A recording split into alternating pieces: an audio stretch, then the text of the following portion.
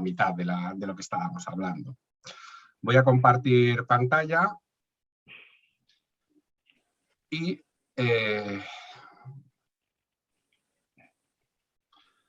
perdonad un segundo que la configura modo ventana. Está. Bueno, nos habíamos quedado más o menos, lo digo por aquí. Sí que es verdad que quería hacer como un recuerdo rápido porque nos centramos mucho más en la materia oscura y empezamos a hablar un poquito de la energía oscura. ¿De acuerdo? Pero bueno, ya sabéis que la materia oscura viene de un hecho observacional, ¿no? Que vimos que el universo se comportaba como si hubiese muchísima más materia de la que realmente podemos ver. Hemos podido medir con sistemas estadísticos, pero de una capacidad enorme, y eso ha mejorado mucho. No lo comenté el otro día, pero los ordenadores nos han permitido hacer eso, claro, porque antes los cálculos estadísticos hechos a mano, que prácticamente llegó hasta los años 50, esta forma de hacerlo, no eran muy exactos, pero conforme la tecnología informática se fue desarrollando, cada vez pudimos hacer detecciones mejores, y cuando lo medimos más exacto, cuanto más lo medíamos y con mejores aparatos lo medíamos, más coincidía con lo previsto por la teoría general de la relatividad. Es decir, más se ajustaba perfectamente. Entonces sabemos que esa materia no la vemos porque ni emite luz ni emite ningún tipo de radiación, pero sí que es cierto que se ve afectada por la gravedad, como toda la materia, y genera gravedad alrededor de ella. Con lo cual hemos podido medir que aproximadamente un 30% de la materia y energía que existe en el universo es materia oscura, es materia oscura. Por el contrario, la energía oscura es un fenómeno diferente. Una de las cosas que nos llama la atención es que, de alguna manera, el universo debería haber colapsado rápidamente sobre sí mismo cuando era muy joven. Era como si algo le hubiese empujado a seguir expandiéndose, y de hecho se ha mantenido a lo largo de la historia del universo. Es como una energía, la podríamos llamar antigravitatoria. Si la gravedad atrae, hay algo que está, aunque con una energía muy diferente o una fuerza, por decirlo de alguna manera, muy diferente a la de la gravedad, lo está expandiendo, está colaborando o lo está empujando a expandirse. Y eso sería la energía oscura. ¿De acuerdo? Fueron los dos conceptos generales que nos quedaron del otro día. Y la primera pausa, no sé si aquí a alguien se le queda una duda o a lo largo de la semana se le ha ocurrido cualquier cosa relacionada con este tema y lo queréis poner en común. Yo lo único que quería comentar que es curioso que al ser materia da la sensación de que tendría que colaborar con la gravedad. Y colabora. Y colabora. Sí, la materia oscura. Ah, bueno, es la energía la que hace que la energía no, porque la energía, de hecho, por ejemplo, para que colabore, me gusta esa expresión, con la gravedad, debe tener masa. La única condición es que tenga masa. ¿Qué sucede? Hay partículas de energía que no tienen masa. Por ejemplo, el fotón, la luz. De hecho, cualquier energía electromagnética del espectro electromagnético, rayos X, rayos gamma, los fotones que la componen no tienen masa como tal. El electrón tiene masa, pero en el momento que queda libre y se mueve como un fotón libre, no tiene masa. Entonces, eso hace que la energía como tal no tenga efectos gravitatorios. ¿De acuerdo? Pero la masa sí, la materia oscura, por supuesto, tiene efectos gravitatorios igual que cualquier materia. Simplemente, como decía un profesor mío, si pesa, hay gravedad.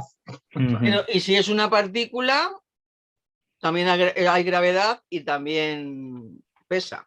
El fotón es partícula y onda al mismo tiempo. Exacto, con lo cual... por eso no tiene masa. Pero como es partícula, debería tenerla. No, porque no es una partícula solo, sino también es una onda. Recuerda la dualidad. Ya, pero pues, que se sea, el fotón de una forma no diferente. Es una partícula. La partícula es el electrón. El electrón sí tiene masa, pero solo tiene masa cuando está dentro de un átomo, es decir, orbitando el núcleo atómico de un átomo. En el momento que queda libre se transforma en un fotón y ya no tiene masa, porque se transforma en una onda energética. Bueno, pero cuando se comporta como partícula... Sí tiene masa, pero no es el caso de la energía. Eso no es energía, eso es un electrón. ¿De acuerdo? Es decir, que tenemos que entender que el electrón y el fotón, aunque tengan en común que el fotón proviene de un electrón que queda libre, no son lo mismo. El electrón es una partícula que forma materia, forma parte de un átomo, mientras que el fotón es el componente básico de la energía dentro del espectro electromagnético. Pero es energía. Y es cierto, yo puedo convertir energía en materia. ¿Cómo lo hago? Con mucha energía la puedo compactar hasta conseguir algo de materia, muy poquita materia. O al revés, con muy poquita materia la puedo liberar en forma de energía. Pero no son lo mismo. Una cosa es que lo pueda compartir. Dos ejemplos para que lo entendamos. Es como cuando hablamos de materia y energía, de alguna manera lo que estamos diciendo es que los ingredientes que forman la materia pueden dar lugar a energía. Y la energía puede dar lugar a los ingredientes que forman la materia. Pero no son lo mismo.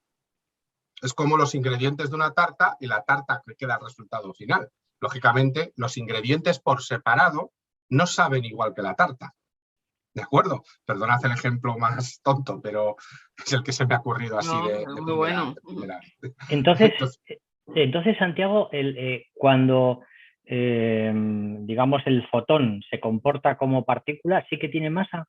Claro, Sí. es lo que estoy yo diciendo. Se convierte en un electrón, entonces es un electrón. Y el electrón sí tiene masa. Ojo, no es un fotón. Ya, sí. Es cuando sí. queda libre. Y ahí sí que tiene masa.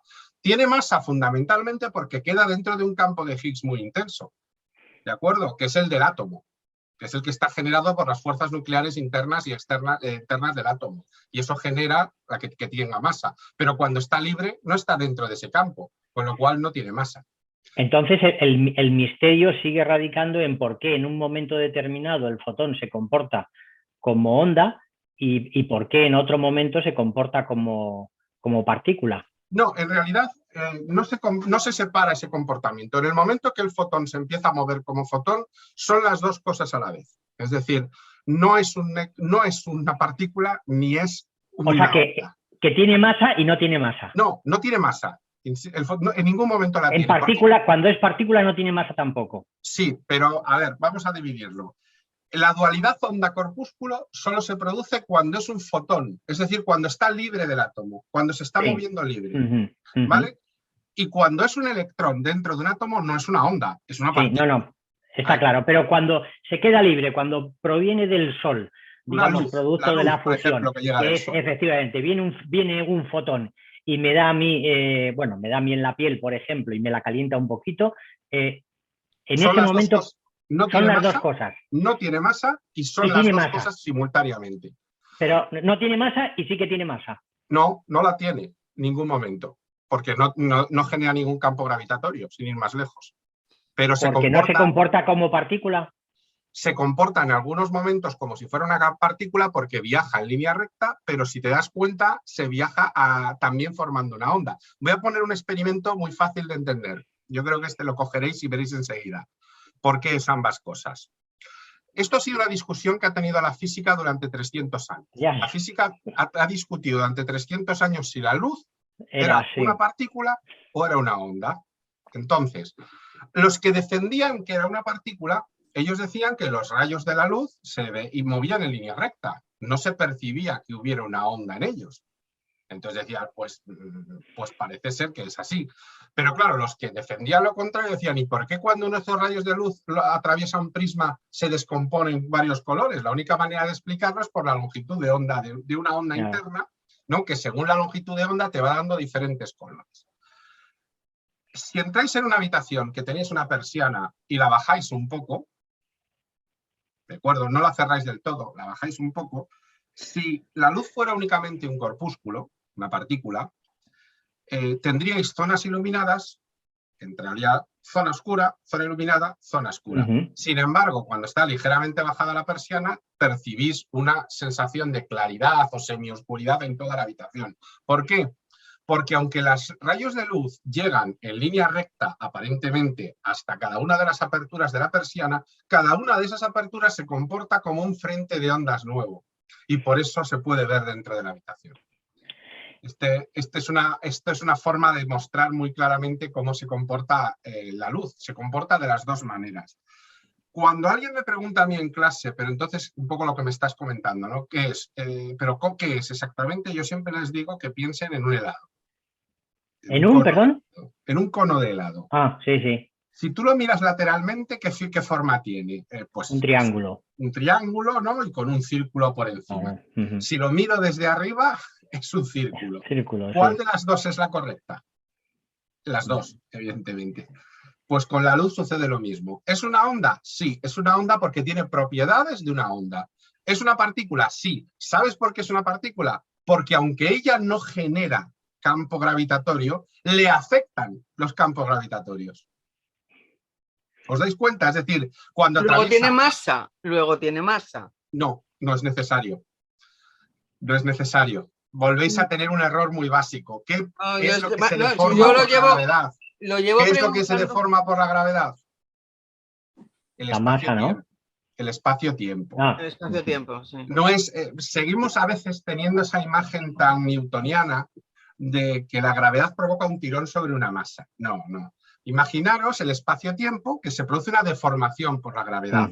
Y cualquier partícula que haya, tenga o no tenga masa, se va a caer por esa deformación. Por eso los cuerpos, como la Tierra genera una deformidad por su gravedad muy grande, los cuerpos más pequeños que hay en ella tienden a caer hacia la Tierra, por esa deformidad del tejido espaciotemporal. Pues lo mismo sucede con la luz. Aunque no tiene masa, como es también una partícula, la partícula se cae por esa deformidad del espacio-tiempo. Por eso le afectan los campos gravitatorios a la luz, aunque los fotones no tienen masa. ¿De acuerdo? Es decir, el hecho de que ella no genera campo gravitatorio se debe a que no tiene masa, pero sí que le afectan los campos gravitatorios, porque le afecta la deformidad que genera el espacio-tiempo. Traduciendo, ¿un fotón deforma el espacio-tiempo? No, no lo deformaría porque no tiene masa. Pero le afecta una deformidad como a cualquier objeto. Si pasa cerca de un agujero generado por la gravedad, se cae por él. Jesús, esto lo hemos hablado ya muchas veces. No, no, y lo seguiremos hablando. Y lo seguiremos hablando porque yo al final... Pero el tema hay momentos que sí, digo, sí, ya lo he cogido y luego al rato, pues otra vez... El tema se debe mucho a que se sigue explicando mucho la gravedad con un trasfondo newtoniano. Pero Newton no explicó la gravedad. No. Newton no sabía por qué se producía eso. No tenía ni idea. Newton solo enunció matemáticamente la fuerza que se generaba, pero dijo, no sé por qué pasa esto, pero pasa. Y efectivamente la ley vale, porque hasta con esa ley hemos podido enviar cohetes al espacio perfectamente. Pero fue Einstein el que nos dijo, esto pasa por esto. Cuando nosotros vemos un objeto caer a la Tierra, lo que está haciendo es que la Tierra deforma el tejido del espacio y el objeto se cae por esa deformidad. Es como si el espacio-tiempo fuera una manta, que lo digo muchas veces, pongo un peso en medio de la manta se hunde y si pongo una bolita cerca, se cae, va hacia el centro de la deformidad.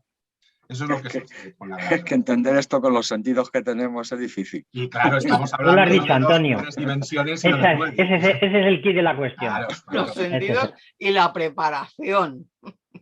Claro, pero creo que muchas veces uno de los problemas que hay es que incluso hoy en día se sigue enseñando de una manera muy newtoniana la gravedad. Es decir, como si realmente Newton explicara la gravedad cuando Newton enunció un teorema matemático.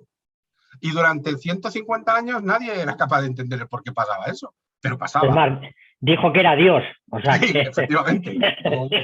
Como diciendo, yo no quiero saber nada. El último poder divino era el de la gravedad, ¿no? Porque como no lo podíamos explicar, pues era el último poder divino. Pero claro, Einstein y otros científicos, antes de Einstein, que ya lo intentaron, pero con la teoría de la relatividad nos permite visualizar esas deformaciones que se producen, ¿no?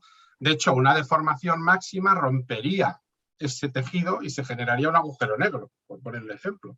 ¿Qué es un agujero negro? Pues eso, una rotura del espacio temporal.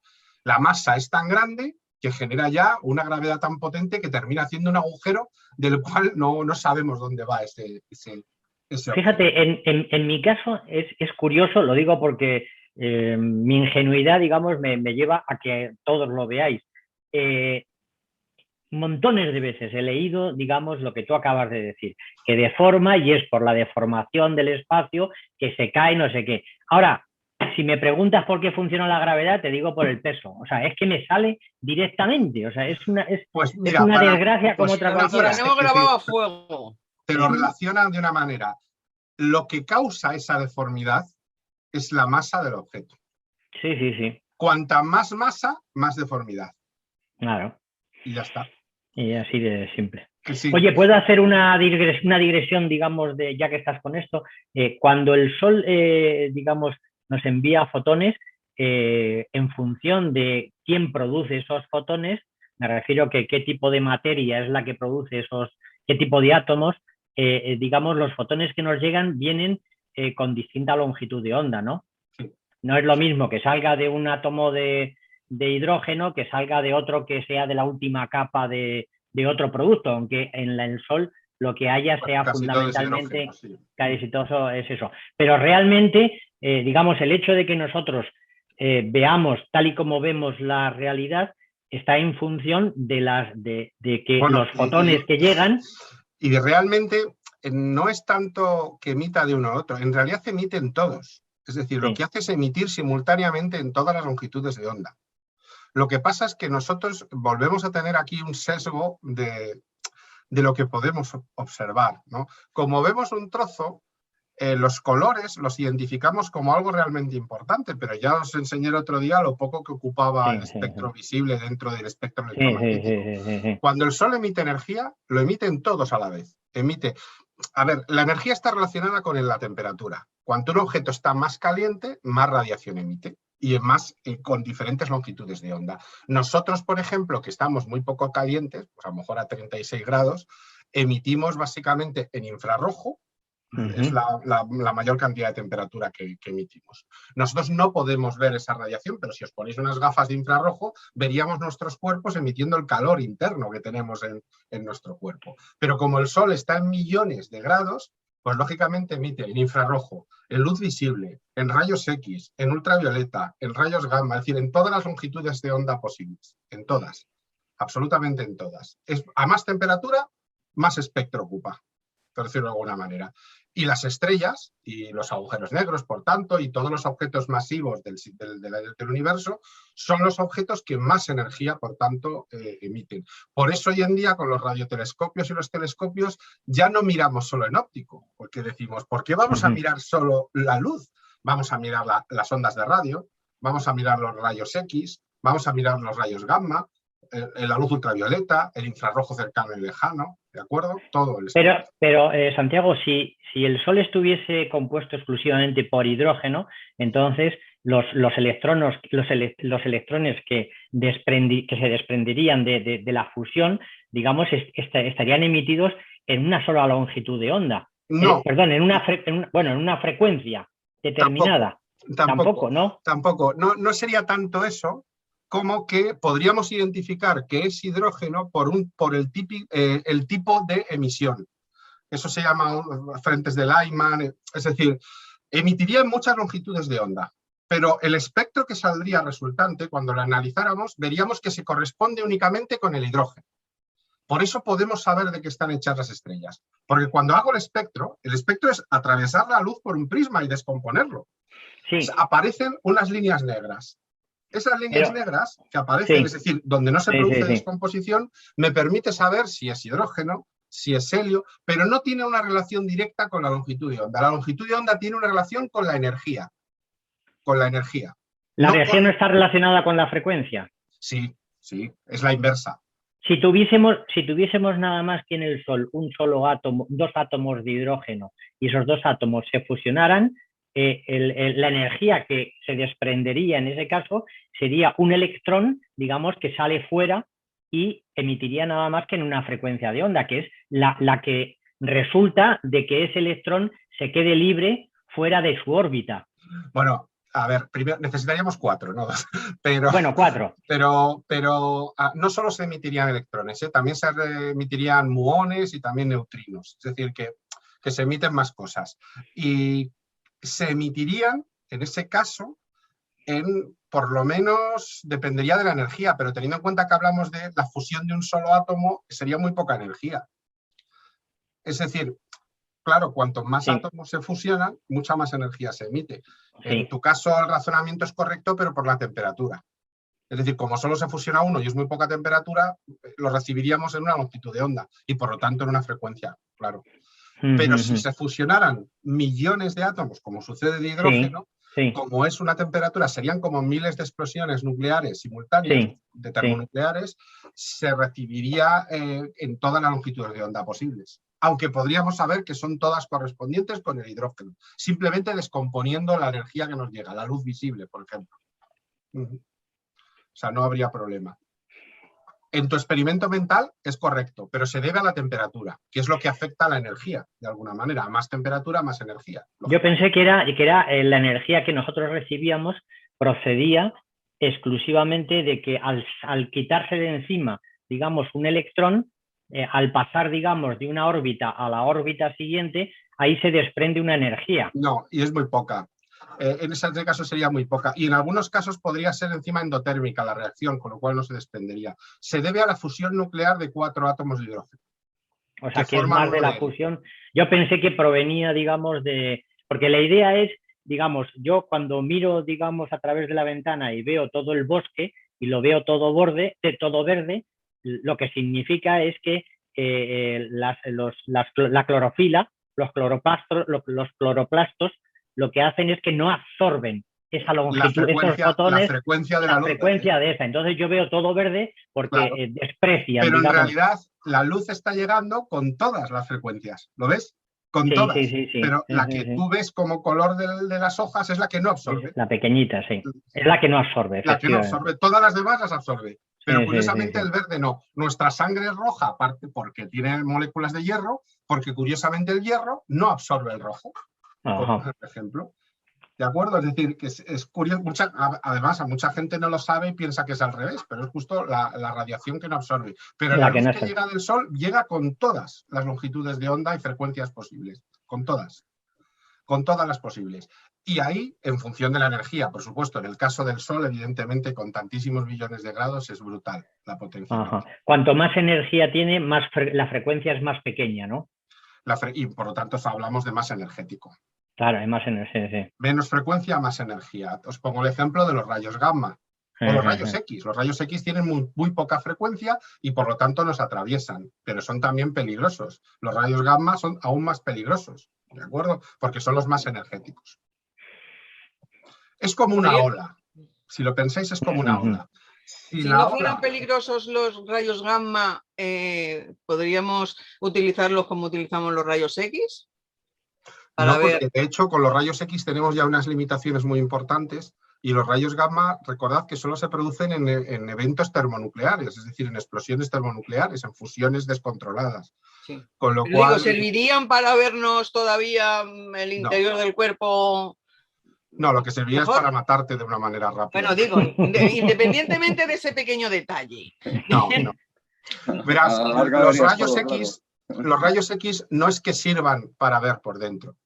Cuando te hacen una radiografía, lo que hacen es atravesarte con una pantalla de rayos X, porque cuando se pone por detrás una materia, que es como una fotografía especial, se produce un negro cuando choca contra algo que no tiene líquido. Es decir, que es sólido de alguna manera, ¿no? Por eso los huesos, en realidad no estamos fotografiando los huesos, sino es un negativo de los tejidos duros, ¿no? Eso es justo lo contrario.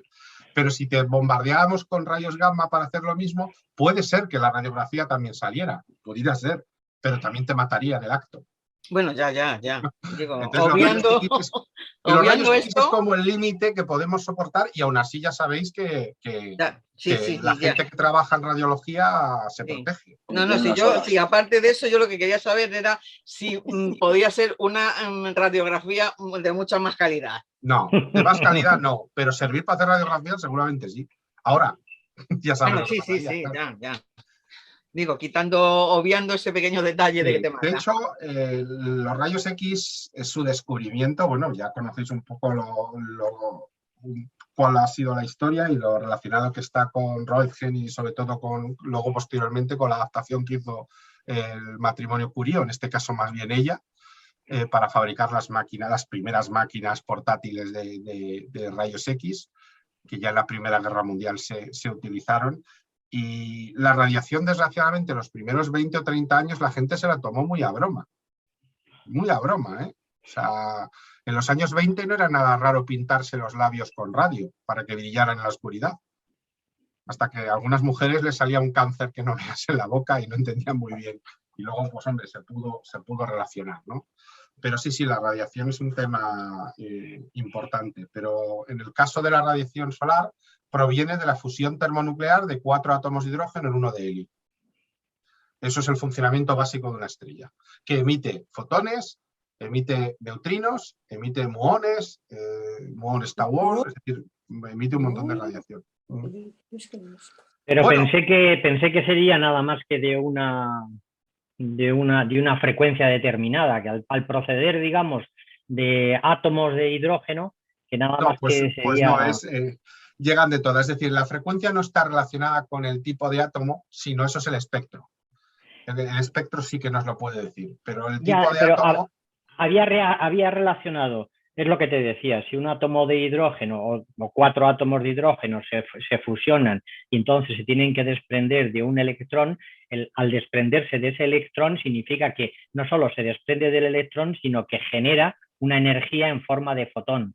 Y pensé que ese fotón siempre tendría, por proceder, digamos, de una determinada órbita, de un determinado núcleo, que es el del hidrógeno, que tendría siempre la misma energía. No, y que por tanto tendría... No, y de hecho otro experimento que podéis hacer o ver, ¿no?, que lo explica muy bien, es calentar un metal. Según vas calentando el metal, el espectro de emisión, la frecuencia de emisión que tiene el metal va siendo cada vez más diferente. Al principio no cambia de color. Cuando alcanza cierta temperatura va poniéndose naranja o rojo, naranja, blanco. Es decir, está emitiendo en diferentes longitudes de ondas y sin embargo es un hierro puro a lo mejor, por poner un ejemplo. ¿Y qué está sucediendo? Que está recorriendo y cada vez cuando se va calentando, según aumenta la temperatura, va emitiendo más picos de radiación en diferentes longitudes. Si lo calentáramos lo suficiente, pues probablemente, lo que pasa es que llega un momento en que el hierro se descompone, no es como un átomo de hidrógeno, claro. Si se pudiera calentar lo suficiente, se podría llegar a fusionar los átomos de hierro, pero el hierro no se puede fusionar porque es estable en su última capa, se sigue calentando. Bueno, pues para avanzar un poco, sí que os quería decir que cómo se verificó que realmente esta energía oscura puede existir, esta energía que impulsa al universo a expandirse, ¿no? Entonces, ahora ya la hemos podido verificar. Y lo hemos iniciado, o se ha iniciado, de una manera semejante a lo como hicimos con la materia oscura. Como siempre, partimos de la homogeneidad, es decir, de que si miramos a gran escala es bastante semejante el universo, y la isotropía, que vemos que la temperatura general y por lo tanto la radiación que vemos en todo el universo también es bastante similar, aunque tenga algunas anisotropías, pero son muy raras y luego veremos que incluso eso es importante que las haya. En general también es bastante isótropo, es decir, bastante parecido. Una de las primeras cosas fue la propia ley de Hubble, la ley de expansión del universo. Ya sabéis que el señor Hubble, en el momento que el señor Hubble empieza a investigar, se pensaba que solo existía una galaxia, la nuestra. Año 1921. Se pensaba que solo existía una galaxia. Y lo que hoy vemos como galaxias, se pensaba que eran nebulosas de nuestra propia galaxia o estrellas raras muy lejanas. Él, utilizando las variables cefeidas que otros astrónomos y astrónomas habían estado estudiando los 20 años previos, pudo ver que son galaxias y pudo detectar ese famoso desplazamiento al rojo, ¿no?, que podemos ver. Fijaros, él enuncia la ley en 1929. Cuando enuncia la ley, todavía las estrellas, como no las podía medir muy exactamente, esta sería la línea predicha por la teoría general de la relatividad. ¿De acuerdo? Las estrellas, algunas sí coincidían, como podéis ver, pero otras se les escapaban a la medición. En 1995, cuando ya teníamos ordenadores mucho más potentes, cuando volvimos a medir esa expansión del universo, fijaros. Ay, perdón, que le he dado. Fijaros, exactamente sobre la línea predicha. Es decir, volvimos a darnos cuenta, ahí va, lo que nos dijo Einstein que podía pasar, encaja perfectamente con lo que está pasando o lo que estamos observando ahora mismo. ¿De acuerdo? Entonces, la ley de Hubble, hoy sabemos que la velocidad de escape, de alejamiento, aumenta en función de la distancia a la que medimos. ¿Cuánto? Pues aproximadamente unos 70 kilómetros por segundo por cada megaparsec. Ya sabéis que un parsec son 3 años luz, Pues un megaparsec son 3 millones de años luz, más o menos. Luego, cada 3 millones de años luz, las estrellas han aumentado su velocidad de alejamiento, de desplazamiento hacia el rojo, si miramos la luz que emiten, en unos 70 kilómetros por segundo. Esta es una medida de 2014 que sigue siendo pues, la más exacta que hemos podido medir sobre la ley de Hubble. Y también, de nuevo, la radiación de fondo de microondas. Esto ha sido una de las predicciones más importantes que se hizo con la teoría del Big Bang. Si hubo una enorme explosión, tan grande que afecta a todo el universo, tiene que quedar como un remanente de temperatura, ¿no?, en energía de esa explosión, que debe ser igual, miremos a donde miremos en el universo. Tened en cuenta que no es del Big Bang, sino es en el momento que se desacopla la materia de la propia radiación. Es decir, cuando el universo tenía unos 380.000 años, no podemos medir más allá, hace unos 13.800 millones de años. Yo siempre digo, para que os hagáis una idea, si el universo fuera una persona de 80 años, la radiación de fondo es una foto de cuando tenía 13 meses, cuando era un bebé de 13 meses, para entendernos. En 1992 pudimos detectar las primeras anisotropías dentro de la radiación de fondo, es decir, es igual a gran escala, pero tiene zonas que no es exactamente igual. Pero esto es muy importante porque nos permitió entender por qué en algunas zonas se formaron galaxias, se formaron estrellas, cúmulos, y sin embargo en otras no. Pues evidentemente la explosión, aunque a grandes rasgos fue regular, si lo miramos más detenidamente, pues tendría zonas más o menos intensas. Esto es un tema que a algunas personas les causa confusión porque choca con el principio antrópico. Yo lo entiendo, y sobre todo con una perspectiva, en el caso de la religión, también bastante importante. Hay religiones que se habían refugiado en el Big Bang detrás de la idea de que, vale, te acepto el Big Bang, pero como la voluntad de un creador, de un diseño inteligente que provoca todo esto.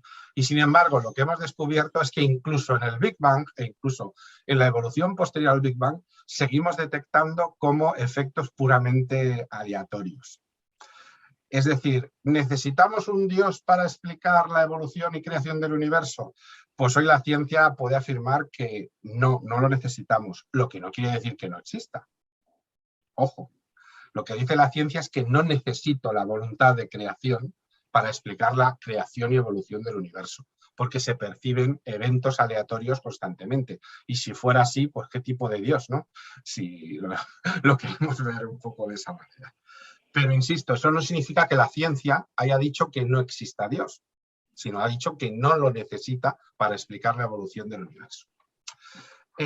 Hoy sabemos que la radiación de fondo de microondas está apenas sobre el cero absoluto, son 2,7 grados Kelvin, más o menos, nada más de temperatura, y normalmente mires a donde mires del universo detectas esa radiación, coincide, ¿no?, con la isotropía, y esto es bastante importante. ¿De dónde viene? Bueno, pues lo que decimos, como el universo era más caliente en el pasado porque la explosión acababa de suceder, ¿de acuerdo? Y el ritmo de enfriamiento es exactamente el predicho por la teoría del Big Bang. Aquí tenéis la gráfica, esta línea central es la predicha por el Big Bang y aquí encontramos las mediciones de temperatura que hemos podido desarrollar desde las estrellas más lejanas, los cuásares y galaxias más lejanas, hasta las estrellas más cercanas. Y coincide perfectamente con la predicción del Big Bang y de la teoría de la relatividad de Einstein. Es decir, que es un asunto muy importante, porque estamos comprobando la teoría tal y como debe hacerse en ciencia. Es decir, teoría, predicción de un hecho y comprobación del hecho a través de la experimentación. Y además se puede repetir todas las veces que uno quiera. Vuelve a dar siempre el mismo resultado. No como en otras teorías muy avanzadas que han surgido ahora, donde se hace trampa. Se coge y dice, para que esto suceda el valor de tal cosa tiene que ser X. Y entonces le doy el valor X y ya vale, ya me encanta, ¿no? Como por ejemplo la teoría de Branas, ¿no? Que tiene esa trampa, evidente, ¿no? Tiene la trampa de que le han dado a la constante cosmológica un valor que le hace encajar para la teoría, pero no es un valor observado, porque todavía no lo hemos podido observar exactamente. Bueno, Esto nos hace decir o afirmar que la radiación de fondo y la expansión del universo confirman la teoría de Einstein de que la geometría básica del universo es euclídea, es casi plana, pero casi, ¿de acuerdo? Y de nuevo, como es casi plana, surge aquí la idea de que el universo no podría haber sobrevivido a sus inicios sin algo que lo empujara a expandirse. Porque al ser euclídea, automáticamente la gravedad debería haber actuado, haber frenado la explosión, como sucede en cualquier caso. Si tú pones una bomba en medio de unas rocas y haces volar esas rocas, las rocas pierden velocidad una vez que pierden energía cinética y terminan cayendo de nuevo. No se aceleran cada vez más, ¿no? por efecto de la bomba que he puesto. Sin embargo, el universo se está comportando como si hubiera una aceleración, con lo cual tiene que haber una energía que está impulsando la expansión del universo para que no colapsara rápidamente en sus inicios. Y eso es la energía oscura. Por lo tanto, la radiación de fondo y la expansión del universo son dos pruebas importantes. Hay más, pero son las dos más fáciles de entender. Me paro para preguntas que haya. Las otras, ¿qué pasa? ¿No podemos entenderlas? Sí, voy a nombrar algunas, pero son un poco más complejas de entender, pero voy a nombrar algunas. Bueno, pero ¿con qué tienen que ver? Sí, ¿Cómo? ¿Que con qué tienen que ver? Aunque no la puedas explicar. Pues mira, bueno, termino con la radiación de fondo. Fijaros, ¿os acordáis de que os hablaba de que la gran teoría que une la teoría de la relatividad con el Big Bang es la delta CDM, ¿no? La gran teoría del Big Bang relativista? La teoría es que con los datos que tenemos del satélite Planck, ¿de acuerdo? Que son estos puntos rojos, y esto es la teoría predicha. No es que encajen, es que parece que la curva de los datos genera la teoría. Es absolutamente increíble. O sea, fluctuaciones de temperatura tomadas a diferentes sistemas angulares de diferentes estrellas mirando a cualquier lado del universo. Es absolutamente alucinante. O sea, es absolutamente alucinante. Esto eliminó a todos aquellos que criticaron el Big Bang. Es que siempre hay alguno ahí que está ahí, que intenta darle una explicación a esto. Por ejemplo, aquí ha surgido mucho los defensores del universo holográfico, ¿no? Porque como ya no les queda nada, pues me invento una teoría no falsable ni demostrable, en el cual de que percibimos esto así porque alguien está creando el universo artificialmente para que lo percibamos así. En el fondo, ¿qué es eso? ¿A qué os suena? Creacionismo. Exacto, a creacionismo religioso es lo mismo. Todas estas teorías del universo holográfico y de que está prediseñado y todo lo demás, es religión disfrazada de ciencia. Disfrazada de un falso científico, ¿no? que habla de creacionismo, pero que habla en el fondo de un Dios creador o de un ente creador, pero como encima él mismo dice, pero no os lo puedo demostrar. Claro, entonces no me vale como teoría física, ¿de acuerdo? O teoría científica más que física. Bueno, algunas de las cosas que Estrella quiere saber. Otro de los elementos importantes que nos marcan la existencia de la energía oscura es la llamada nucleosíntesis primordial. Nucleosíntesis primordial. Cuando se formaron los primeros núcleos atómicos. Esto es lo que significa esta expresión, ¿vale? Es decir, se forman en el primer cuarto de hora, más o menos, tras el Big Bang. Más o menos, para que os deis cuenta. ¿Qué hemos podido medir? Sus abundancias. ¿Cómo lo hemos hecho? En las estrellas más lejanas que podemos ver, ¿de acuerdo? Y de nuevo, cuando lo hacemos, encaja, pues, por ejemplo, la cantidad de átomos de oxígeno detectados a una determinada distancia, la cantidad de átomos de hierro, todo eso lo hemos podido primero predecir por la teoría y luego comprobarlo con la práctica. Y de nuevo, salvo una excepción, que son las estrellas enanas de nuestra propia galaxia, que no sabemos por qué no encajan muy bien, no sabemos por qué, pero pensamos que pueda ser porque están dentro de una enorme burbuja de materia oscura. ¿Os acordáis que hace unos meses salió el tema de que nuestra galaxia podía estar dentro de una enorme burbuja de materia oscura? Pues esto podría explicar por qué algunas estrellas alrededor de nuestra galaxia las detectamos fuera de esa línea, se corresponderían con estas por aquí, ¿de acuerdo? Y por qué la gran mayoría de las observadas, sin embargo, se ven correctamente. Otro punto que también lo ha demostrado son las supernovas llamadas IA, ¿de acuerdo? Las supernovas de energía oscura. no es que emitan energía oscura, sino que están relacionadas con la detección. ¿Por qué? Porque son unas supernovas que nos permiten medir muy bien la distancia, porque son tremendamente energéticas. Aunque sean galaxias muy lejanas, las podemos ver. Durante un instante podemos ver la estrella, una estrella individual, dentro de una galaxia que puede estar a 10.000 millones de años luz. Y entonces podemos medir muy bien, utilizando espectroscopía, la distancia a esa galaxia. Y eso nos ha permitido tener datos de la expansión de Hubble muchísimo más fiables a los que tenía el señor Hubble en los años 30. ¿Qué pega tiene esto? Que hasta hace muy poco solo teníamos un par de satélites que podían estar mirando el cielo y teníamos que tener la suerte de que estuvieran mirando en la dirección correcta. Entonces hemos visto pocas. En los próximos años tendremos muchísimos más satélites mirando este tipo de supernovas. Por cierto, os pongo aquí la red de Hubble de detección de supernovas. Tiene una serie de instrumentos que están en Hawái, en la Universidad de Berkeley, en las Islas Canarias y en Atacama. ¿De acuerdo? En las Islas Canarias está el Observatorio Isaac Newton, en el Monte Keck, que es un volcán que está en Hawái, en la Universidad de Berkeley y en Cerro Tololo, que es uno de los aparatos de radioastronomía que está en Atacama, en Chile. Actúan de una manera sincronizada con las observaciones del Hubble, mirando con radiotelescopios. Si el radiotelescopio detecta una supernova, rápidamente ordena al Hubble que se coloque mirando hacia la supernova.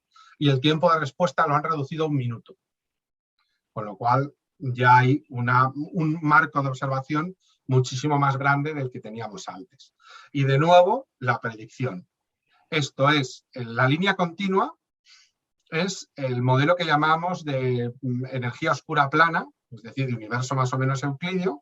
La línea verde es el modelo vacío, es decir, sin energía oscura, y el modelo de la línea intermedia es el que se corresponde con bajas cantidades de energía oscura. Como os dais cuenta, coincide plenamente con lo predicho con nuestras observaciones. Bueno, estas fotos son un poco confusas, la voy a dejar. Es decir, la estructura a gran escala del universo es que el Big Bang crea un 70% de energía oscura y un 30% de materia. Normal, bariónica, como le gusta a Estrella decir, y también materia oscura. ¿De acuerdo? Y es la única explicación posible para que se hayan producido estructuras en el universo. Es decir, todas las demás teorías pueden explicar cosas del origen del universo, pero no pueden explicar por qué se formaron galaxias y por qué se formaron estrellas, planetas y finalmente personas, como sucedió, por ejemplo, aquí en la Tierra. Solo la única teoría que lo ha explicado es aquella que tiene en cuenta la energía oscura y la materia oscura.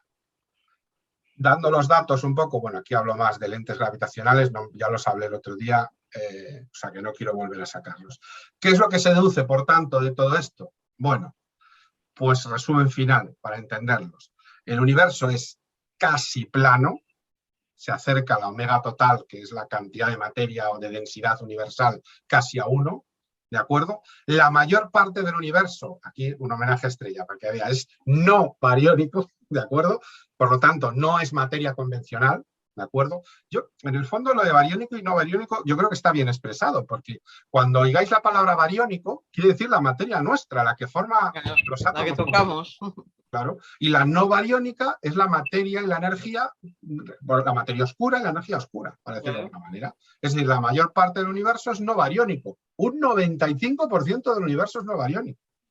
Materia y energía oscuras, mientras que solo un 5% aproximadamente son las estrellas, los planetas, las galaxias y las personas como nosotros.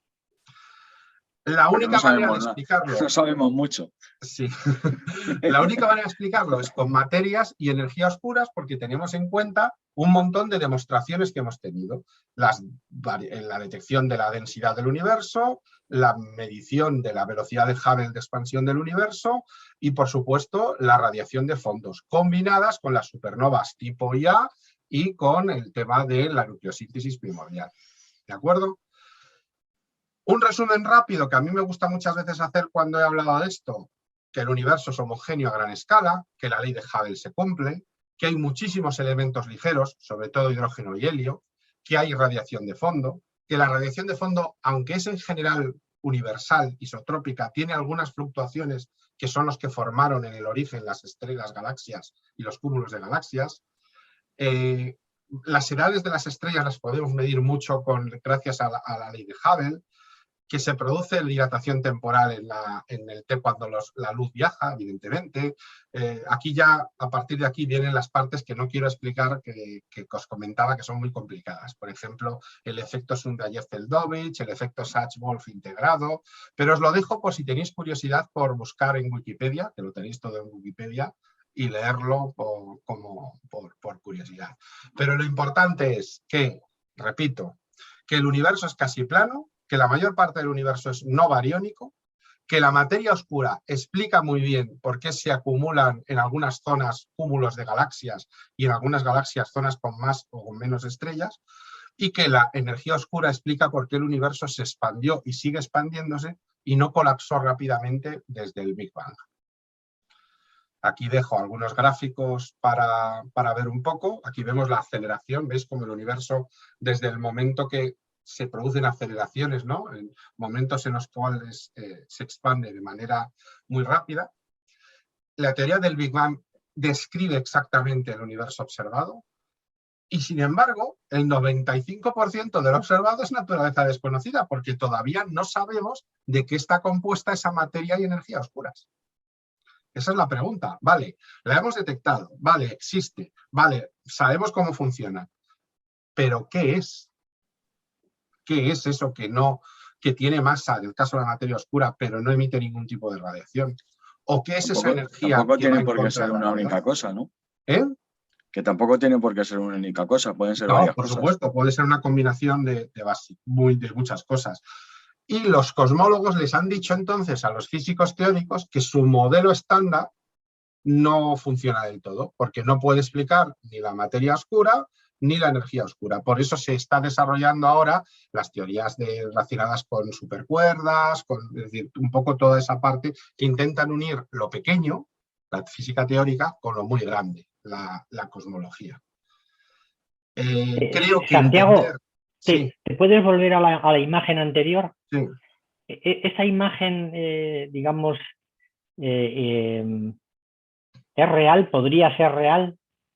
Bueno, está en 3 dimensiones que no valdría. Sí, pero es como una representación. Si fuese simplemente, digamos, la última capa, la que está por encima, digamos, de ese supuesto cono, digamos, estaríamos en ese momento en un plano.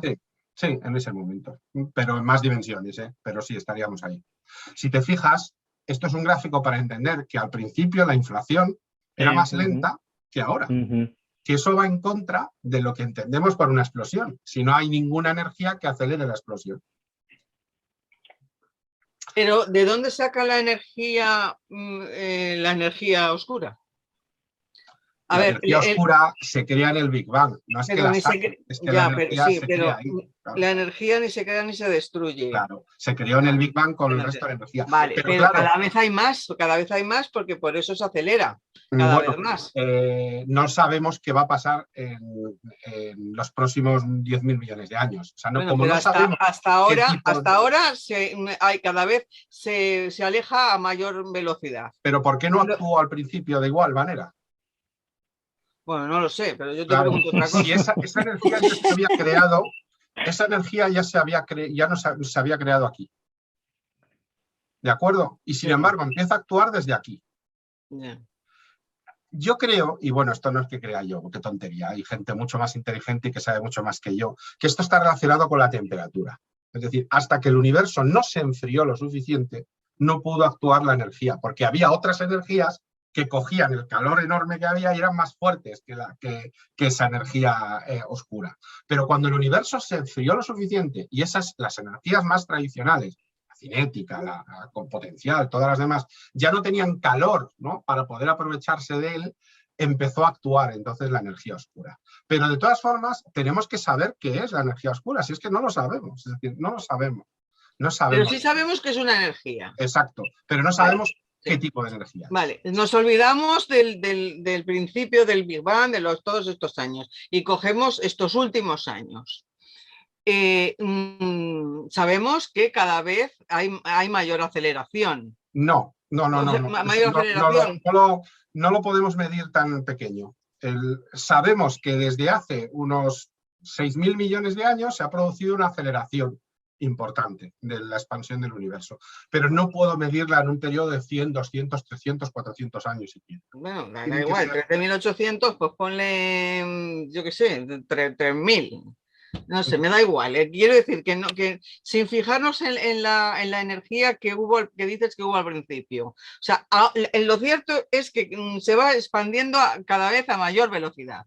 Si se expande a más velocidad, necesita una energía mayor para tener más velocidad. No, entonces, consumir más energía. ¿De dónde viene? Consumir más energía. Se crea y se destruye. Consumir más energía, por favor. Tu coche no genera gasolina porque lo conduzcas más rápido, es al revés, gasta gasolina. Pues el universo gasta energía para expandirse más rápido. Lo que no sabemos es cuánta energía tiene, cuánto depósito tiene de energía oscura. Ese es el tema. Como no la ha gastado todavía ni sabemos cuánta hay, pues no sabemos el tiempo que dura la expansión. Es al revés, o sea que está gastándola. Claro. La estás gastando en velocidad. Entonces no es que tú aceleras un coche, gastas más. Cuanto más rápido te aceleras, más gastas el depósito. Pues el universo tiene un depósito de energía oscura, o sea, que le invita o le incita a expandirse. Pero cuanto más se expande, más gasta ese depósito. ¿Cuál es el problema? Que no somos capaces de medir la cantidad del depósito de energía oscura, porque no sabemos de qué está hecha. Entonces no sabemos cuánto tiempo va a durar esta expansión. Lleva durando miles de millones de años y probablemente dure miles de millones de años, pero no va a durar siempre. No va a durar siempre. Pero la muerte no es por... ¿Se gasta del todo? Porque la energía ni se crea ni se destruye, ¿no? Claro, pero se transforma en otra cosa. Si tu coche, por ejemplo, la pierde en rozamiento en el combustión interna y rozamiento con las ruedas. En el caso del universo, se pierde en energía cinética, que es la energía que se genera al mover un objeto. Entonces, cuando se gasta la energía oscura, ¿en qué energía se transforma? Parará el universo, parará de crecer. El impuesto de la entropía, energía cinética, a comer la entropía, para que la entropía coma. Bueno, todo es para la entropía. Pero si se gasta la energía... Pero ¿y la entropía al final qué hace con nosotros? Porque yo ya estoy confundida. Todo lo que haces gasta energía. Gasta energía. Respiras, gastas energía. Hablas, gastas energía. Piensas, gastas energía. Te mueves, gastas energía. Toda esa energía se la das a la entropía del universo. Es energía desestructurada, que no sirve para nada, salvo que la retomen en otros momentos algo que lo pueda reutilizar. Entonces, la energía oscura solo tiene una función, que es expandir el universo. Pero conforme va expandiendo el universo, se va gastando energía oscura. Es como un depósito de gasolina.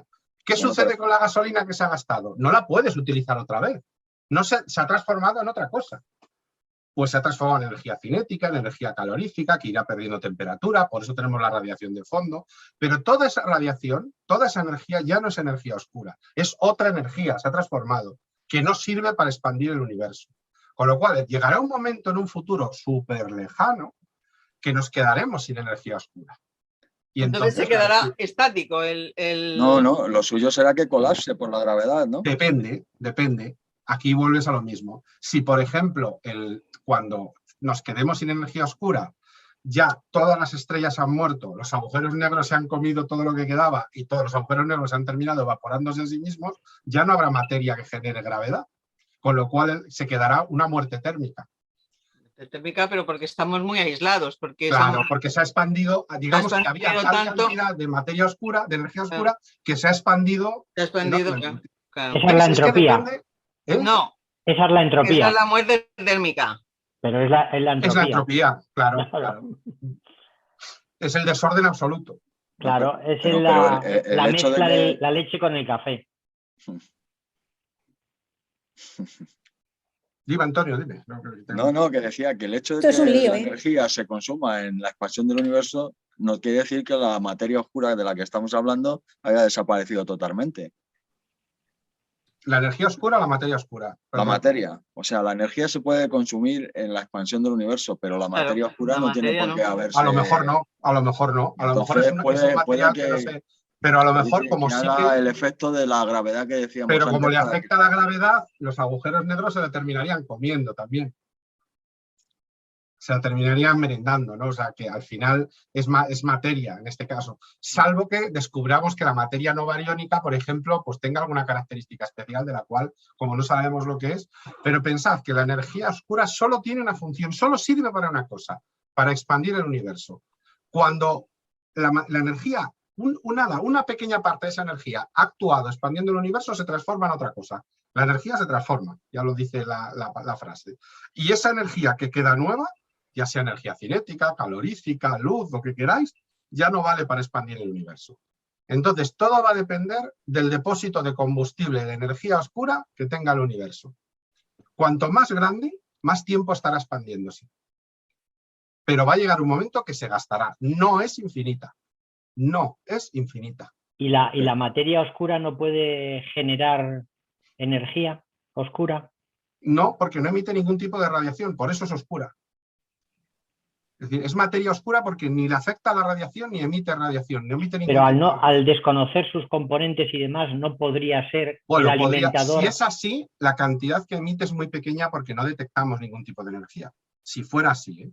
Pero no están, ojo, porque no están relacionadas, aunque esto es una cosa muy importante, ¿eh? No penséis que la materia y la energía oscura están relacionadas por el hecho de que tengan las dos la palabra oscura. Son dos cosas totalmente diferentes. Yo pensé que sí. Partes totalmente diferentes. Ya le podríamos llamar de forma distinta. Pues posiblemente tengas razón, que tendría más lógica. No confundirnos, más que nada. Claro, a nosotros. Podría tener más nosotros. Sí. Yo creo que entender la naturaleza de estas dos cosas es absolutamente fundamental para cerrar un poco la gran teoría cosmológica, ¿de acuerdo? Y también entender que la estructura del universo y su evolución y destino van a depender mucho de cómo son esta materia, esta energía, de las cuales todavía su composición no sabemos nada. Pero sí que es cierto, y aquí quiero cerrar con esto, es que Einstein ya percibió que tenía que existir una fuerza como esto, incluso cuando estaba empezando con la teoría de la relatividad. Le asustó un poco porque le dio una perspectiva religiosa a su propia teoría, ¿no? Como algo místico y extraño, ¿no? Que impulsaba al universo, ¿no? Fue la constante cosmológica que él llegó a llamar en algún momento la quinta esencia del universo, ¿no? Llegó a crear modificaciones en la relatividad general para no tener que usarla. O sea, llegó incluso a intentar hacer trampas en su propia teoría con tal de no tener que usarla. Y realmente ahora sabemos que no es así. Aquí os dejo algunas características de la energía oscura. Os hablo también de la constante cosmológica, que es esa tendencia, ¿no?, a densidad que tenga el universo, los métodos de estudio que se han utilizado hasta ahora, que os he resumido antes para la energía oscura, la situación actual, que más o menos desde 2014 está un poco estabilizada de cómo es la teoría, y bueno, algunos datos y un resumen de los experimentos que se quieren hacer hasta el año 2031 para detectar diferentes tipos de radiación relacionadas con materia y energía oscura. ¿Cuál es el destino del universo según esta teoría? Pues no lo sabemos. Va a depender de esa cantidad de depósito que tengamos. O bien una muerte térmica, porque haya mucho depósito, más que el tiempo que va a durar la materia bariónica, mucho más, con lo cual el universo se expandirá muchísimo hasta que nos hayamos alejado todos de todos y ya no haya más materia y todo sea una muerte térmica. Y otras posibilidades también, pues podría ser un Big Crunch, porque la gravedad, como comentaba Antonio, pueda empezar a actuar, ¿no?, y colapsar el universo porque no tengamos tanto depósito, se frene la expansión y la gravedad empieza a decir, chicos, otra vez conmigo. Pero ahora vuelvo a mandar yo porque ya no hay energía oscura.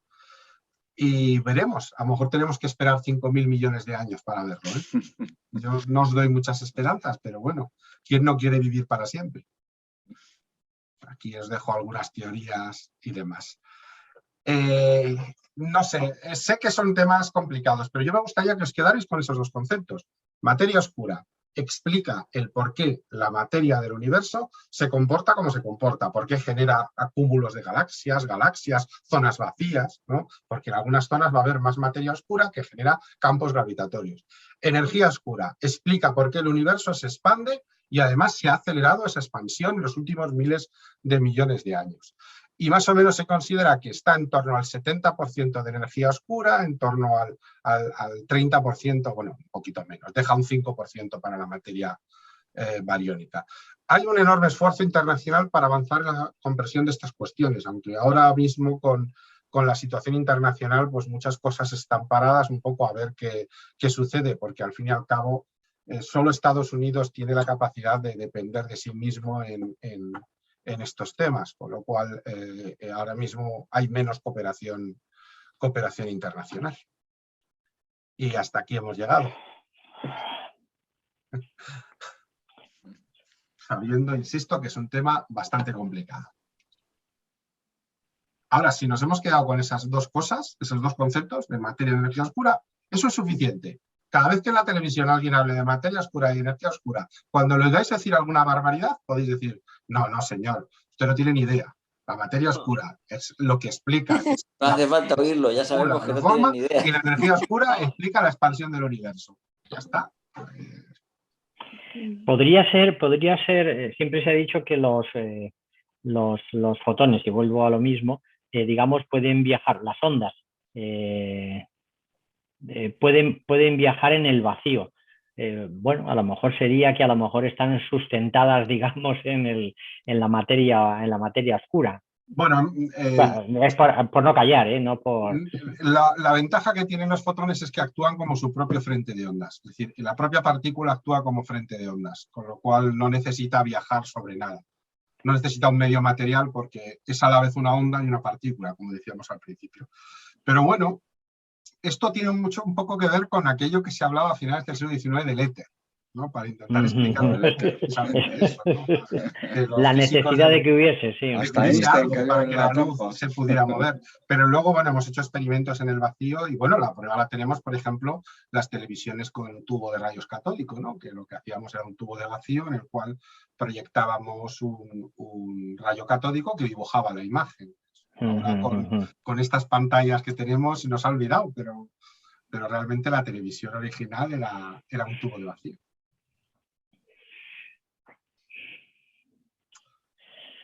Nos quedamos sin habla, ¿eh? No, sí. A ver, ¿puedo preguntar? Sí, claro. Pero no, es que quería que terminarais este tema, porque es que no, tengo dos preguntas, pero no son de este tema. Pues no sé si tenéis alguna pregunta más de lo que hemos hablado. No. Seguiremos dándole vueltas. Yo sí, una cosa.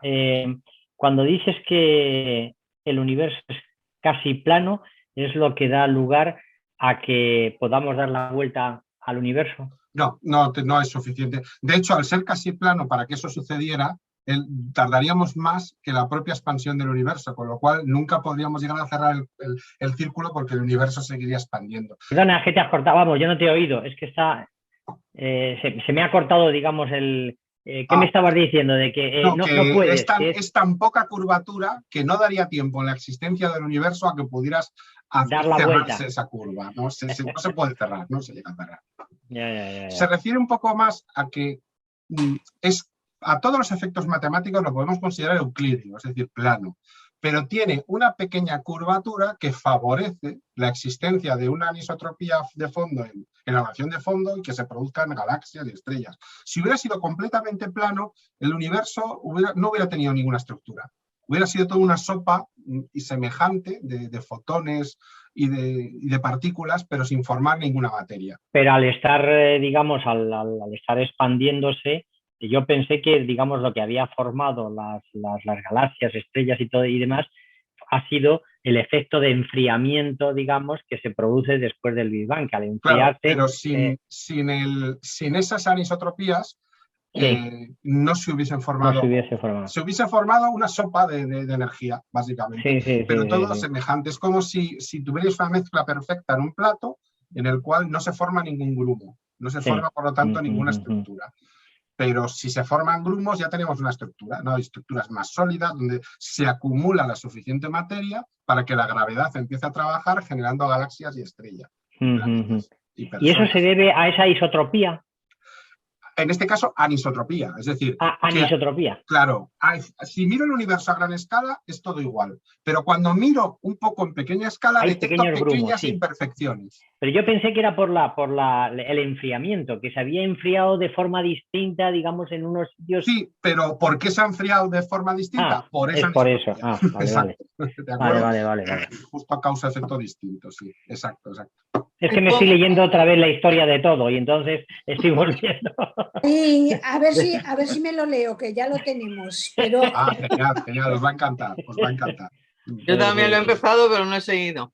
Entonces, fíjate, yo al hilo, perdona un segundo, Estella, nada más que una cosita.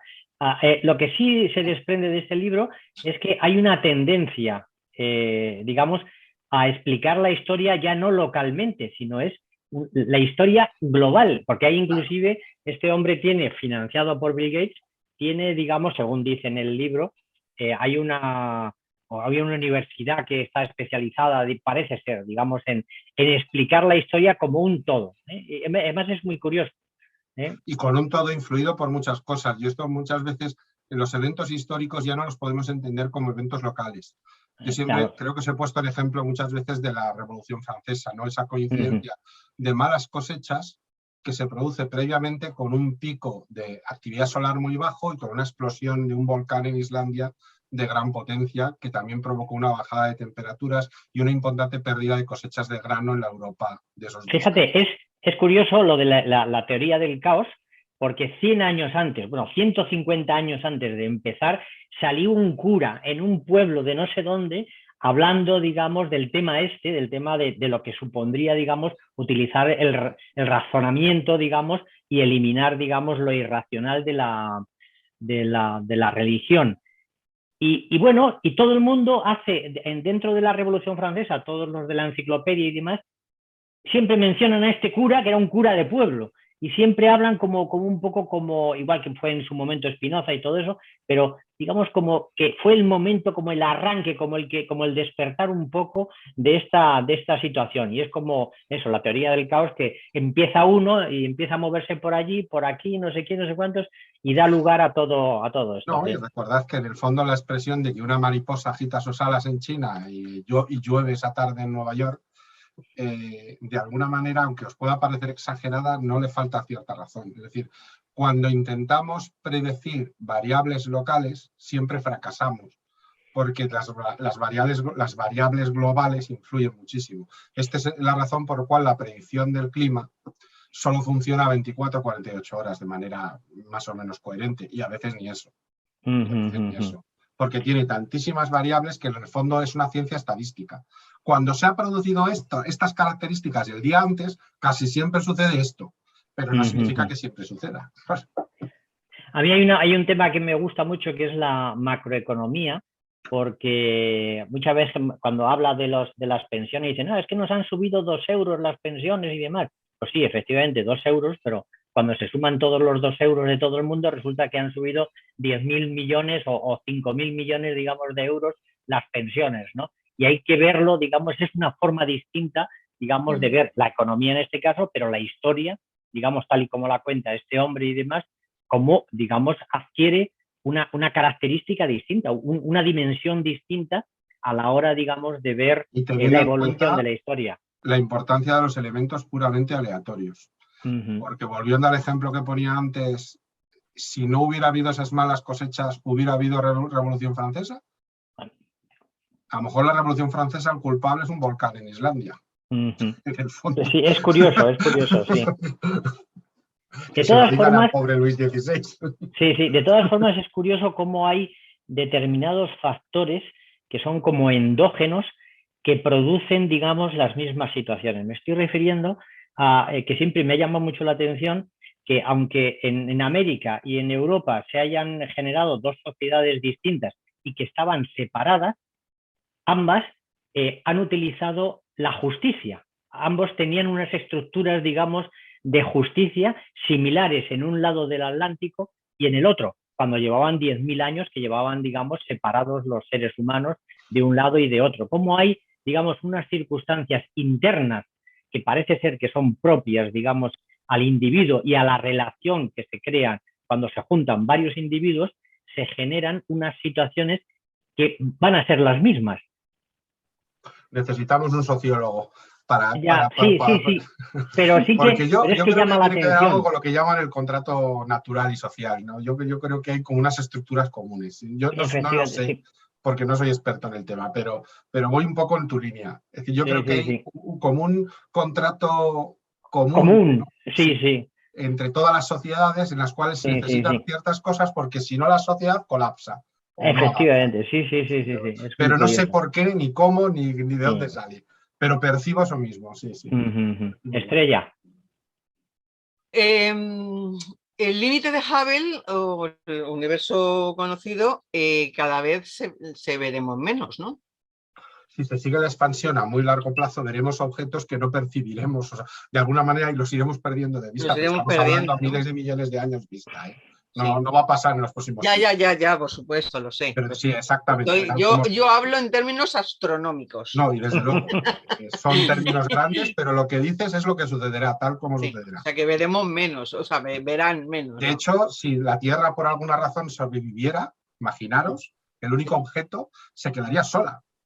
O porque todos han desaparecido y se han descompuesto en agujeros negros, o porque no los podemos percibir, pero posiblemente, incluso aunque no los percibiéramos, también hay una fecha límite para esos objetos, porque llegará un momento que se transformen en las estrellas mueran, los planetas desaparezcan, los agujeros negros se traguen todo. Es decir, por la entropía. ¿No? Sí. ¿La Niaquea está toda dentro del universo observable? Entiendo que sí. Pues mira, no lo sé. Es un tema que no lo sé. No lo he mirado nunca. Es que es un tema que me parece tan bonito. Bueno, una imagen que me parece tan bonita. ¿Cuál es? Que no te he entendido, Estrella. La Niaquea. ¿Eso qué es? Es un supercúmulo al que pertenecemos. Estamos en un barrio súper alejado de ese supercúmulo. Luego... O sea, yo entiendo que como cualquier cúmulo y supercúmulo está en nuestro universo observable, pues si no, no lo podríamos definir. También es verdad que el supercúmulo que es un supercúmulo, supercúmulo, porque está compuesto de supercúmulos que a su vez están compuestos de cúmulos y estos de galaxias. Estamos hablando de una escala del universo enorme. Y claro, por eso preguntaba si estaba dentro del universo. Sí, claro, es un universo observable, sí. Pero que realmente... Me parecía demasiado grande para estar dentro del universo. Es que es una estructura que se han inventado que tampoco sabemos si realmente es como... Ahí voy. Si es que se la han inventado o realmente está dentro del universo observable y bueno, de alguna manera la han visto o lo han... No, pues sí, o sea, tú coges una imagen de las imágenes que se han hecho con el Hubble, de mapeos 3D de nuestro universo observable y puedes sacar esa estructura. Pero todavía tendríamos que observarla varios siglos para entender si realmente se está moviendo como un todo. Es decir, que la gravedad actúa entre ellos, manteniéndose estable esa forma, que es lo que hace un cúmulo. Un cúmulo, imaginaros, como una especie de árbol de galaxias, ¿no? Y entonces se mantienen juntos por efecto de la gravedad mientras existan esas galaxias. Claro, cuando desaparezcan, pues dejarán de efectuarse. Pero a lo mejor dentro de 1.000 millones de años lo que vemos como ese supercúmulo resulta que se ha roto en muchos, entonces no era un supercúmulo. O sea, la teoría es muy bonita y tal, pero hay que observarlo más. ¿Por qué no? O sea, no hay nada que lo impida, ¿eh? ¿Por qué no va a haber estructuras tan grandes? En su origen el universo era muy pequeño, con lo cual se pueden haber mantenido estructuras con efectos gravitatorios tan grandes. Pero como no lo hemos observado hasta hace muy poco, porque es que el Hubble lleva 20 y pocos años. Eso, como dices tú, en tiempos astronómicos es nada, absolutamente nada. Es nada. Y la otra pregunta tiene que ver con el río en el Amazonas, en el río que va por arriba, en el Amazonas. Solamente es en el Amazonas porque el proceso del polvo rojo y cómo cruza el Atlántico o no lo cruza, porque ahora no lo está cruzando, ahora está viniéndose para España, manchando los coches y las calles y todo esto. Bueno, a ver, el Sáhara es muy grande y en los desiertos subsaharianos también lo son. A nosotros nos ha caído un poco, pero no tiene nada que ver con la... Bueno, era un poco anécdota. Lo que quiero decir es que ese río de arriba solamente se hace en el Amazonas, no se puede hacer en ningún otro lugar del planeta. No recuerdo que se produzca en otros sitios. Se podría producir en pequeñas cantidades probablemente en los ríos que nacen del Himalaya y van hacia la península del Indostán, la península india. Pero es que no podemos compararlo con las características del Amazonas. Ya, pero es que yo, igual que Jesús está con su libro, La teoría del todo, yo estoy con el vídeo de Aliento, de National Geographic. Entonces, o no lo entiendo bien, o, claro, o sea, el polvo llega, cae, y hay un momento ahí. Bueno, por supuesto es un componente, un abono buenísimo para los árboles, para todas las plantas. Entonces, de repente se ve en el propio vídeo, se ve como el agua de abajo y los minerales y todo el alimento sube por encima, o sea, sube por dentro del tronco de los árboles, claro, hasta las hojas. Sí. Y luego, claro, el agua sale por las hojas y forma el río. Bueno, es que eso pasa en todos los árboles. Chupan el agua y la llevan y por eso crece. Entonces... el río de humedad, sí, pero es que no hay ningún otro bosque como el Amazonas. Ninguna selva es como el Amazonas. Ninguna. Todas las demás grandes selvas del mundo juntas son más pequeñas que el Amazonas. Ya, bueno, pues sería el río más pequeño, pero... Sí, y sin duda pasa. Si tú vas al Duero en muchas épocas del año, verás que en las márgenes se forman bancos de niebla sobre los árboles, evidentemente. Pero no tiene las características que tiene. Sí, pero esa niebla, ¿por qué es? Porque aquí estamos hablando que ese río de niebla viene por los árboles, por el agua que sube. Los árboles colaboran a la formación de niebla por su respiración. En realidad es la respiración del propio árbol lo que está favoreciendo allí. Pero las nieblas que vemos en España o en cualquier otro punto no vienen por los árboles, vienen por una nube que ha bajado, está más baja. ¿Y por qué esa nube? ¿Cómo? Eso no es la niebla, ¿eh? Eso no es niebla. ¿No? La niebla es humedad, no son nubes. Es humedad del terreno, ¿eh? Es humedad del terreno. Se forma en el terreno por diferencia de temperatura. Cuando el árbol, por ejemplo, en una zona de muchos árboles se forma niebla, porque los árboles con su respiración crean una capa termal distinta de la temperatura por arriba y por abajo. Con lo cual, rápidamente esa respiración, entre comillas, condensa en forma de humedad. Y eso es lo que forma la niebla. Por eso, la niebla nunca se forma en una zona, por poner un ejemplo, que no haya humedad. Es imposible. Pues yo pensé siempre que la niebla es una nube baja, que ha bajado. No tiene nada que ver, no se forma en altura. Al contrario, se forma en el suelo. Tiene que haber diferencia de temperatura entre el suelo y la primera capa aérea, que condensa la humedad que se produce ahí. La humedad sale en forma de gas, pero al chocar con una temperatura muy baja, rápidamente condensa en forma de humedad. Pero no es una nube que desciende.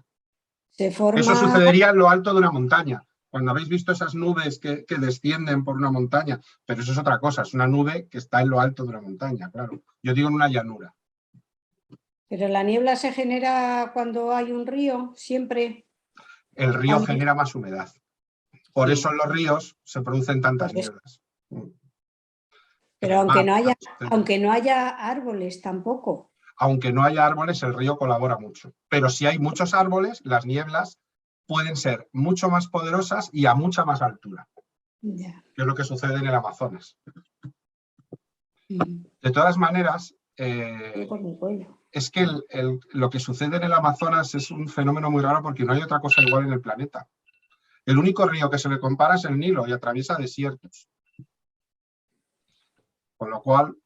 De todas formas, la gracia de esto al final era lo de las diatomeas, ¿no? Que genera no, es que no tiene desperdicio el vídeo entero. Que la gracia de todo era eso, no que pensar que el Amazonas es el pulmón de...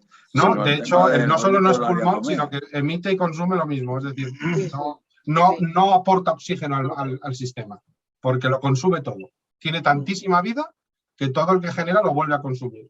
Con lo cual, no aporta, es un mito. Es un mito eso de que el Amazonas es el pulmón del planeta, para nada.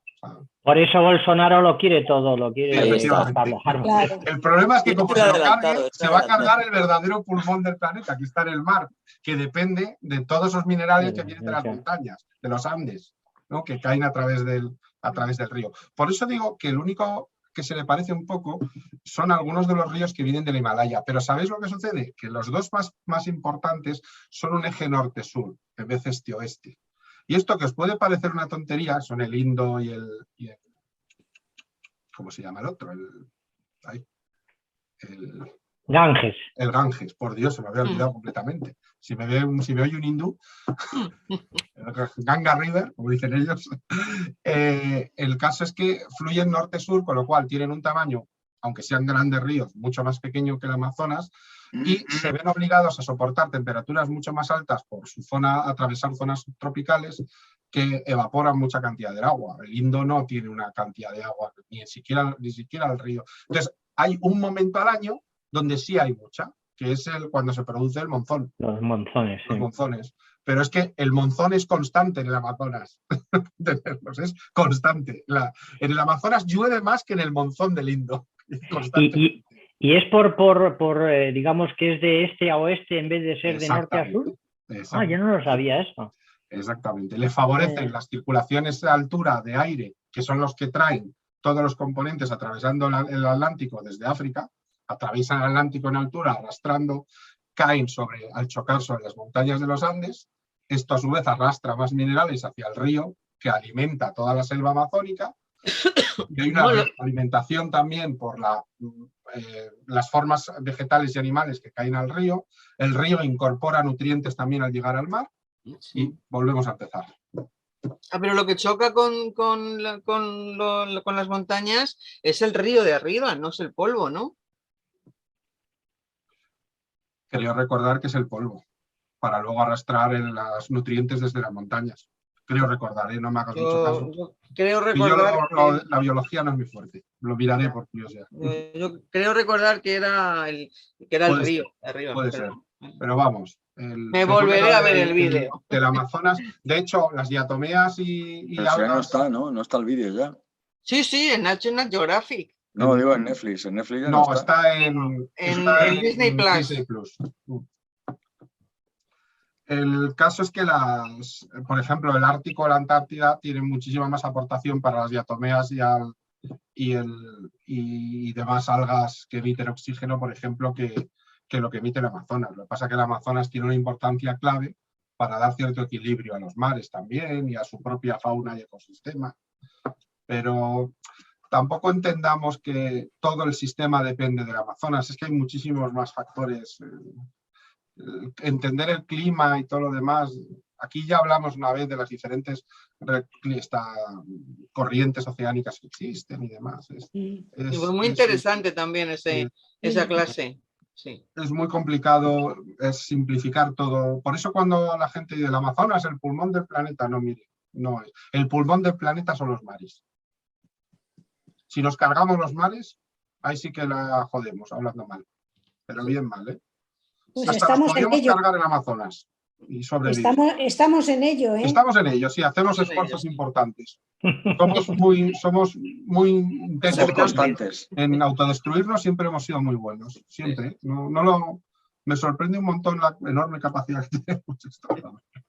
Pero bueno, que tus niños esperan. No, están en el cine, se han ido al cine. Hoy tenían sesión de cine. Mira. Están en el cine. Hoy además me he librado, que es que yo las películas de dibujos animados, salvo algunas de Pixar, reconozco que no son se han ido con su madre al cine y he dicho, perfecto, así me quedo yo tranquilo y ahora me voy a dar un paseo. Qué bien. Que hoy llevo todo el día en casa y esto del teletrabajo, te tiras muchas horas al ordenador. Sí. O sea, que sigues teletrabajando. Sí, seguimos. Sí. Y me da que esto ha venido para quedarse. Para quedarse. Pues es una manera de ahorrar energía al final. Sí, pues yo creo que está muy bien. Es una manera de ahorrar energía. Una manera de ahorrar energía, pero a la vez gastas la tuya, que pagas tú. Pero te lo paga la empresa, ¿no? De momento paga todo lo relacionado con la tecnología, el ordenador, conexión a internet y demás. Pero la luz, pero la parte la calefacción, de momento no se ha legislado esa parte que comenta. Claro, como que no se ha legislado, están obligados a, todavía no ha salido en los convenios, pero prácticamente en todos los sitios una vez que desaparezca la pandemia tienen que pagarlo. Sí. Hay que legislarlo. Yo por un lado, la verdad es que para conciliación es maravilloso. Lo único que a nivel personal reconozco que en algunos momentos me da la sensación de estar mucho tiempo metido en casa. Y reconozco que también agradezco pues, cuando hacemos algo en presencial. Ayer estuvimos en un colegio con el alcalde de Madrid, además, precisamente, ya con el pequeñín, como le llamo yo. y se agradece cuando hacemos estas... Es que es muy pequeño, pues es muy pequeño, muy bajito este señor. Y fíjate, pues por lo menos desconectas un poco y tal. Y veremos mañana, pues hombre, la mañana ya la ocupas con los partidos de deporte de estos y no sé qué. Pero sí, entre semana. Yo no me lo creía, lo del síndrome de estar encerrado. Yo la verdad es que, bueno, pues he pasado un año y pico y demás.